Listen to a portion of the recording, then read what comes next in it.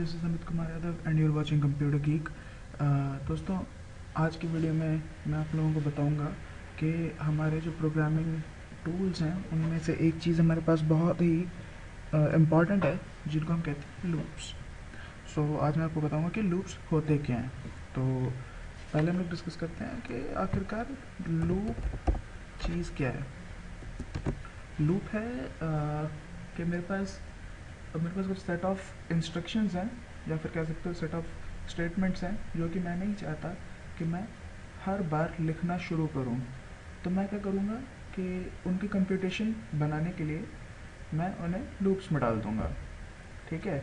अब जैसे मान लीजिए मेरे को एक नंबर, एक अल्फ़ाबेट है, मान लीजिए एक वेरिएबल है मेरे पास ए, उसमें एक नंबर है 1, उसे मेरे को 4 बार ऐड करवाना है बाय 2।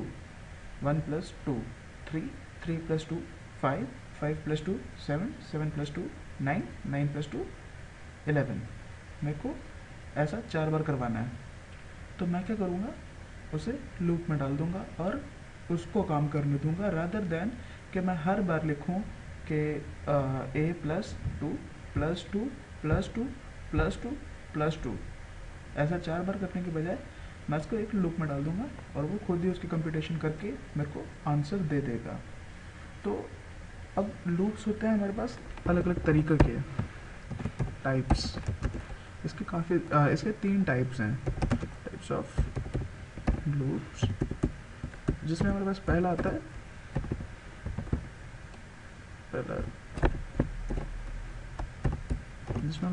है फॉर, दूसरा आता है वाइल और तीसरा आता है डू वाइल। अब होता क्या है कि ये जो 3 लूप्स हैं, इन तीनों का अलग अलग सिंटेक्स है और अलग अलग तरीके से ये चलती हैं।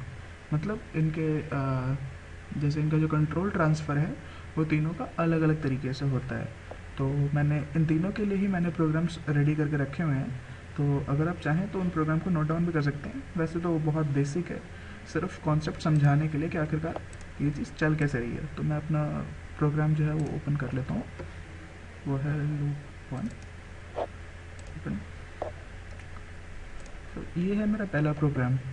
इसमें मैंने इसमें मैंने वैसे ही जैसे मैंने आपको पहले बताया था, वैसे ही मैंने इसमें पहले हेडर फाइल्स को यूज़ किया है, फिर उसके बाद मेन फंक्शन बनाया है, फिर उसके बाद मेन बॉडी में सारा कोड लिखा है। तो उसके लिए मैंने क्या किया, अभी जैसे कि मैं आपको बता रहा हूँ फॉर लूप, तो लूप के लिए अब हमें चलाना है। तो मेरे को मतलब एक बार नहीं, एक से ज़्यादा बार चलाना है। तो एक से ज़्यादा बार चलाना है तो उसको हमें एक वेरिएबल को इनिशियलाइज़ करना पड़ेगा कि वो हर बारी काउंट करे कि 1 2 3 4। मान लीजिए मैंने इधर इसको 4 बार चलाना है, तो उसको काउंट करने के लिए मैंने क्या किया है, ये जो आई वेरिएबल है इसको डिक्लेयर किया है। आप डिक्लेयर करते वक्त कुछ भी नाम रख सकते हैं। कई लोगों को ये डाउट रह जाता है कि आखिरकार हम लोग नाम क्या रखें। तो आप आई रख सकते हैं, जे रख सकते हैं, ए रख सकते हैं, बी रख सकते हैं, सी रख सकते हैं, जो रखना है वो रख सकते हैं। बस इतना ध्यान देना है कि किसी तरीके की स्पेस बीच में नहीं आनी चाहिए। जैसे कि अगर आप मान लीजिए आपको रखना है आई की जगह, अगर मैं बोलता हूँ इसका नाम हमें रखना है let's say number of loops, तो ऐसा नहीं करना है कि बीच में जैसे यहाँ पे ये स्पेस छोड़ दी, यहाँ पे ये स्पेस छोड़ दी, ऐसा नहीं करना है। आप जितना मर्जी लंबा नाम रख सकते हैं, बस बीच में अंडरस्कोर लगा दीजिए। तो वो उसको एज अ सिंगल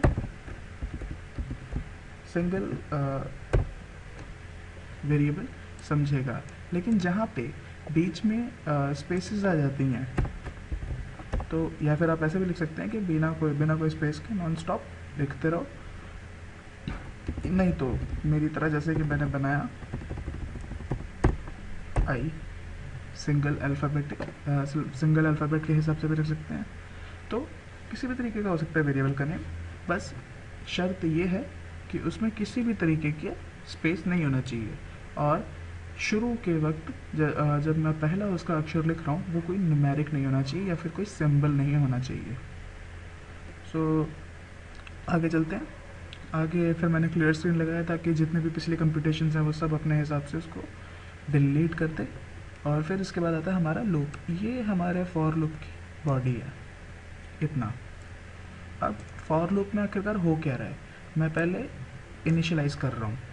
मैंने पहले उसको क्या किया, इनिशियलाइज़ किया। अच्छा, इन तीनों लूप्स में फॉर लूप ऐसी खासियत रखता है कि इसमें हम लोग इनिशियलाइजेशन, कंडीशन चेकिंग और इंक्रीमेंट या फिर डिक्रीमेंट, जो भी है दोनों में से जो भी मैं करना चाहूँ वो मैं एक ही जगह पे कर सकता हूँ। जैसे कि मैंने यहाँ पे इंक्रीमेंट किया, चाहूँ तो मैं यहाँ पे डिक्रीमेंट भी कर सकता हूँ। तो पहले हमने क्या किया, इनिशियलाइज़ किया। इनिशियलाइज़ करने का मकसद क्या है हमारा, हमें बताना पड़ेगा कि आखिरकार लूप की स्टार्टिंग कौन से नंबर से हो रही है, 1 से, 2 से, 3 से, 4 से। और फिर उसके बाद मैं से चेक करता हूँ कि आखिरकार जहाँ तक मेरे को लेके जाना है, जैसे कि इस केस में मैंने 1 से शुरू किया है और मैं चाहता हूँ कि ये 4 तक जाए। तो मैंने उसकी कंडीशन को चेक किया है कि क्या जो आई में जो इस वक्त वैल्यू है जो कि 1 है, वो मेरी मनचाही डेस्टिनेशन जो है, मतलब कि 4th पोजीशन, उससे छोटी है।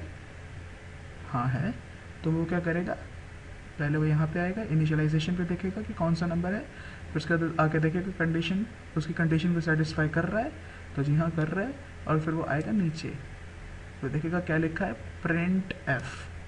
प्रिंट एफ का मैंने उस दिन भी आपको बताया था कि ये सिर्फ प्रिंटिंग फंक्शन है, जिसमें आप किसी भी तरीके की अगर स्ट्रिंग दे रहे हैं तो वो एज इट इज़ हमारी जो है कंप्यूटर स्क्रीन पे प्रिंट होके दिख जाती है। तो मैंने डाला है बीच में hello this is a loop, ठीक है। तो मैं यही चाहता हूँ कि ये 4 बार प्रिंट हो जाए। बहुत बेसिक सा प्रोग्राम है। अगर आपको कहीं पे आगे अगर फॉर लूप में या फिर अभी जो लूप्स बताऊँगा उनमें अगर कहीं दिक्कत होती तो आप मेरे को कमेंट सेक्शन में बता सकते हैं, मैं उस पर भी एक अलग वीडियो बना दूँगा। तो मैंने लिखा है hello this is a loop, तो ठीक है, ये हमारा ऐसे ही लूप को प्रिंट करवा देगा। फिर ये नीचे आएगा, जब ये अपने फॉर लूप के, ये फॉर लूप की बॉडी बताई मैंने, तो जब ये अपने फॉर लूप के एंड पे आता है तो उसके बाद कंट्रोल जो है वो ट्रांसफ़र होता है डायरेक्ट यहाँ पे आई प्लस प्लस के पास। अब आई प्लस प्लस के पास जब कंट्रोल ट्रांसफ़र हुआ तो वो उसको एक इंक्रीमेंट कर देगा। तो प्रीवियस वैल्यू क्या थी मेरे पास, 1। अभी उसने क्या करना है, इंक्रीमेंट। जब उसने उसे इंक्रीमेंट कर दिया तो 1 का हो गया 2। तो सेकेंड टाइम पे क्या होगा, वो फिर से चेक करेगा कि is 2 smaller than 4, yes it is. So print F वो फिर से ऐसे प्रिंट करवाएगा। ऐसे ही वो फिर से जब एंड पे पहुंचेगा वो फिर से आई प्लस प्लस के पास जाएगा, नंबर 3। जब 3 हो जाएगा तो भी वो हो जाएगा, फिर ऐसे ही वो 4 होगा, फिर से वो प्रिंट होगा। जब वो नंबर 4 बन जाएगा आई, और फिर वो यहाँ पे एंड पे आएगा तो वो वापस इधर आएगा आई प्लस प्लस के पास। अब वो देखेगा कि आई प्लस प्लस करके उसका बन गया 5। तो 5 ना तो 4 से ना तो 4 से छोटा है, ना ही उसके इक्वल है। तो अब ये जो मेरी कंडीशन चेकिंग थी ये हो गई जी फॉल्स। जब ये फॉल्स हो गई तो ये क्या करेगा, फॉर की इस बॉडी से बाहर जंप मारेगा। ये इसकी एंडिंग थी, तो अब ये आ जाएगा सीधा नेक्स्ट स्टेटमेंट जो कि है get c h. Get c h हमारा क्या कर रहा है, वहाँ पे कैरेक्टर की वेट कर रहा है कि तुम एंटर करो, तो एग्जिट, फिर वो उसको प्रिंट करा के एग्जिट कर देगा प्रोग्राम से। सो अभी मैं दिखा देता हूँ कि इसका रिज़ल्ट क्या होगा। तो मैंने इसको कंपाइल किया, सक्सेस, रन, तो ऐसे ही ये 4 बार दिखा रहा है, hello this is a loop, hello this is a loop, hello this is a loop, hello this is a loop. तो अभी ये जो एंड में यहाँ पे जो ब्लिंक कर रहा है ये एक्चुअली मेरे एक कैरेक्टर की वेट कर रहा है जो कि मेरा गेट सी एच है। तो ठीक है, ये थी पहली लूप, फॉर लूप। अब मैं ऐसे ही नेक्स्ट एक और लूप आपको बताता हूँ जो कि है वाइल लूप। तो वाइल लूप को ओपन कर लेते हैं, ये रहा। तो इसमें भी मैंने फिर से पहले हेडर फाइल्स को डिक्लेयर किया है, फिर मेन फंक्शन। अब सीधा मैं प्रोग्राम पे आऊँगा, बार बार मैं हेडर फाइल्स और मेन फंक्शन का नहीं बताऊँगा।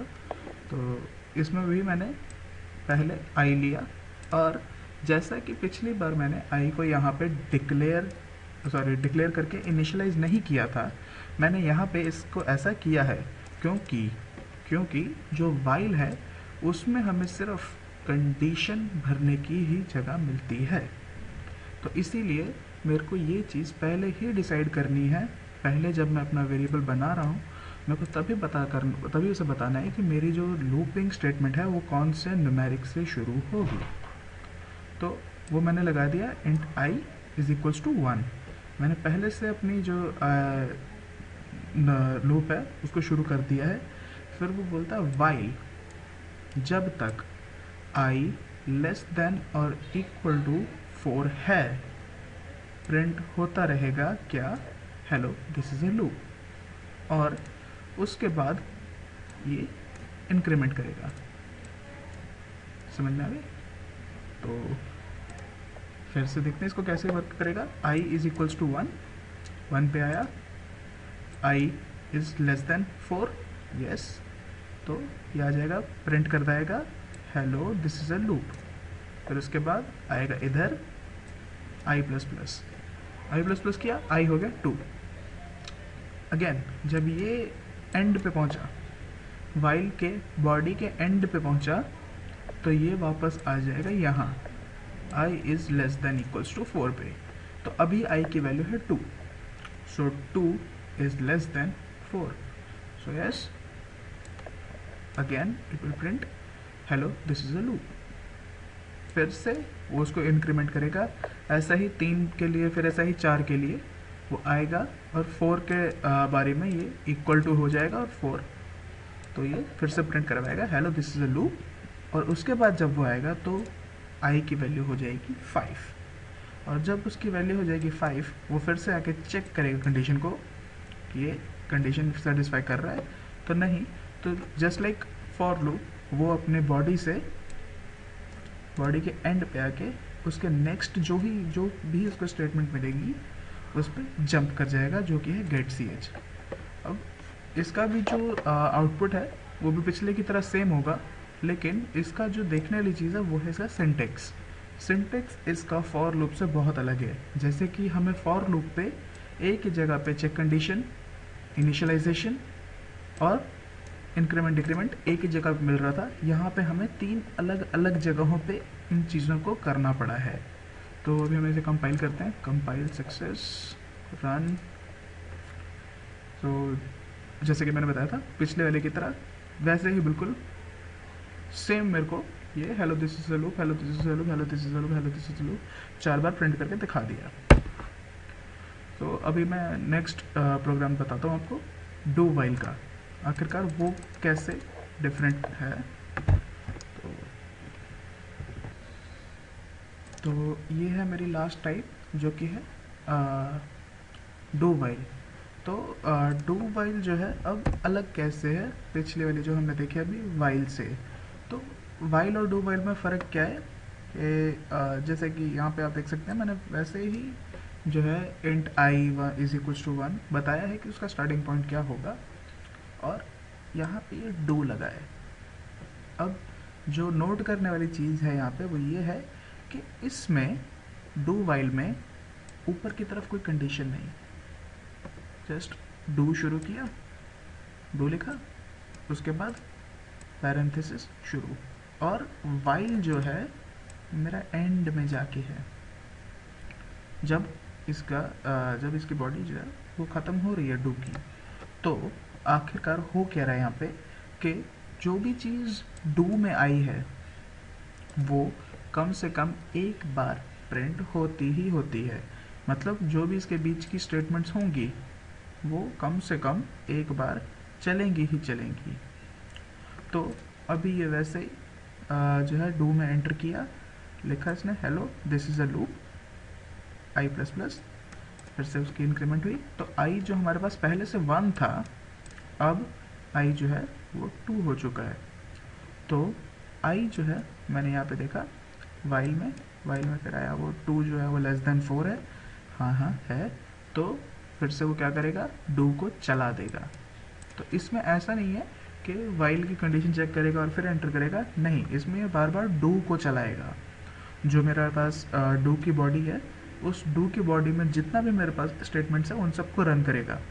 जब जितनी बार भी ये जो वाइल की कंडीशन है वो सेटिस्फाई होगी, तो वैसे ही ये 1 के लिए, 2 के लिए, 3 के लिए, 4 के लिए और 5 के लिए ऐसा ही करता रहेगा, और एंड में आके उसको एग्जिट कर देगा लूप को जब ये आई जो है 5 हो जाएगा। तो इसकी ये जो जब ये कंडीशन जो है आई इज़ लेस देन और इक्वल्स टू 4, जिस टाइम पे ये कंडीशन आके मेरे पास सेटिस्फाई होनी बंद हो जाएगी, वो गेट सी एच पे जंप कर जाएगा। तो इसका जो आउटपुट है वो भी सेम है जैसे मैंने अभी आपको पिछले दो दिखाए, तो फिर भी मैं आपको दिखा देता हूँ। जैसे कंपाइल सक्सेस रन, तो यहाँ पे भी ऐसे ही 4 बार मेरे को hello this is a loop, hello this is a loop, hello this is a loop करके मेरे को आंसर मिल जाता है। तो ये आज मैंने आपको बताया कि ये 3 लूप्स कैसे काम करते हैं। तो आज के लिए बस इतना ही। बाकी अगर आपको किसी भी तरीके की कोई भी परेशानी है मेरे इन ट्यूटोरियल्स में, तो आप प्लीज़ मेरे को कमेंट सेक्शन में बता सकते हैं। मैं अगली बारी से उन पर ज़रूर कोशिश करूँगा कि वो खामियां मेरे पास दोबारा से ना हों। और thank you so much guys, and subscribe करते रहिए और ज़्यादा से ज़्यादा वीडियोस को शेयर करते रहिए, ताकि ज़्यादा से ज़्यादा लोग जो हैं वो मेरी वीडियोस देखें और जानें कि हमारे पास जो प्रोग्रामिंग लैंग्वेजेस हैं उनको आखिरकार हम लोग कैसे हैंडल कर सकते हैं। तो thank you so much once again guys.